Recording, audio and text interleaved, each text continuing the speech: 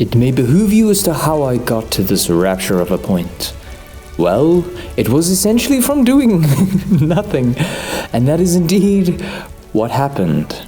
Let's go back yonder to the opening eyelids of a morn, wherein it all started, beneath the decrepit hovel of a mound I call my temporary home. I awoke with pep in my step to get to a busy day of procrastination, where my goal... I had not put that banner there. Where my goal was to avoid removing my resource-gathering mess in the ocean. Another.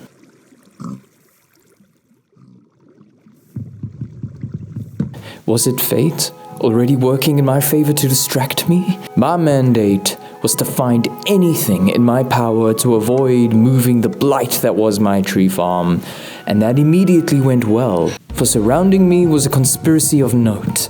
I chopped, I perused, I plundered. All the many flags some secretive tyrant placed were rightly removed. In my crusade, I inspected all areas, questioned a local feline that witnessed transgressions up the hill, and I inspected if the owner had indeed, too, also been a victim of the bandits' Guiles. Excellent! My quandary was resolved, for he had not, therefore was suspect number one. Careening in was an assault with a daunting reminder of the task I was avoiding doing. Please leave me be, I proclaimed in unheard, petty, forlorn anguish. Exacting justice, I scoured the accused bandit's base and accosted it with a barrage of well-hidden banners. The mission had been a success, but alas, I had nothing left to do but my job at hand. No! A refusal ensued. I decidedly defied the gods by challenging myself to walk without looking where I was going. If I was to stop, I was done. Scoffing at my brilliance, surely I could do this for eternity. No work shall ever need to be done. But as swift as my success of distraction came, it soon went.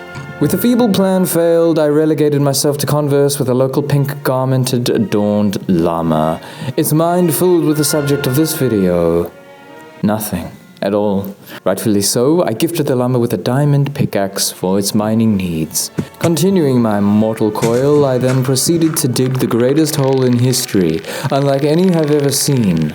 Straight down, I dug, and I dug. Hitting the belly of the earth itself, I celebrated. I then unskillfully water bucketed myself out of the pit of woe so as to take longer. Once out, I headed to the jungle, of course, for I needed junglewood trapdoors. Specifically, why would I settle for anything else? I had a job not to be doing, after all. With the diorama of Electri's mountain hole complete, I hung suspended in a void due to South Africa's terrible network. My arrival entailed me staring at two Endermen in a boat for a while. Still avoiding the task at hand, I then proceeded to engage in graffiti on a local shop. All sense of justice now slowly leaving me in my despair. Out of excuses, creativity, and harboring only dumb rebellion, I resolved to the ebb and flow of failure. I'd have to tear this place down, hoping, praying for a distraction. When suddenly, it dawned on me, I can get the local inhabitants to do it for me. Now this was an idea I could get behind. Keenly obtaining a new employee, I'd rule with an iron fist without having to do anything at all. Stunks, as they say. I paid him dutifully, which was my first mistake, for he immediately left his post after receiving his wage. I learned something dire in those woeful, hilarious moments. Having no choice but to complete the work myself, I was surprised. He unabashedly returned with the greatest of distractions in known history. This goes on for a shameful while. I then discovered my incessant bell ringing was appeasing the local populace.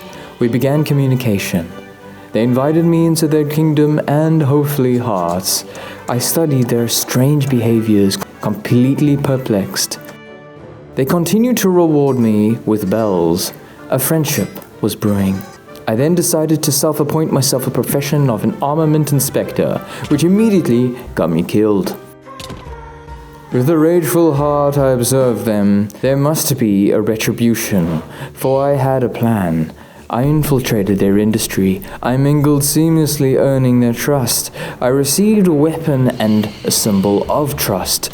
I began my revenge. I did not need a sword of trust, for the real power was fire. I littered their floor as I was thrown out of the establishment, but no place can exile me and my fire.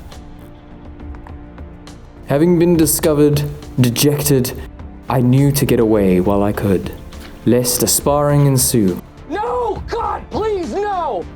I was not done, however. Resolved that revenge had not yet been exacted, I would infiltrate once more. This time underneath the establishment itself. I would weaken its foundations. When suddenly, lava was being passed around. I knew why.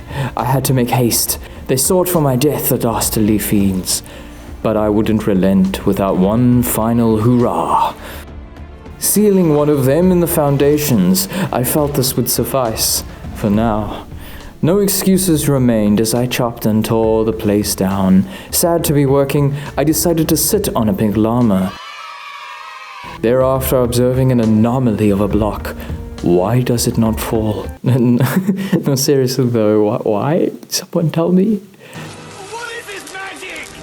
A distracted few moments later, my revenge schemes were coming together, for a life had been claimed by my diorama.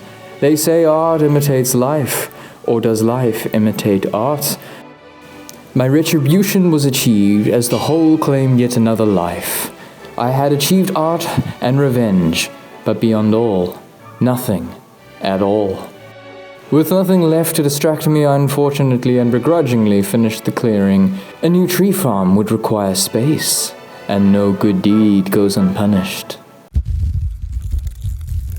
I am now fire, the bringer of death. This pleases me immeasurably. Charred and dangerous, I learned that tearing things down is a form of not doing anything, for it's merely reverse action. In a roundabout way, I achieved success. The new lumber farm was laid out, but not to be built in this episode, for this video is about nothing, mysterious anomalies, and you, the inquisitive viewer who stuck with me on my journey of procrastination. I hope you learned nothing from this video. This is Space Cadet Rookie, mudblock enthusiast and professional procrastinator, signing off. Have a lazy day sometime soon, fellow cadet.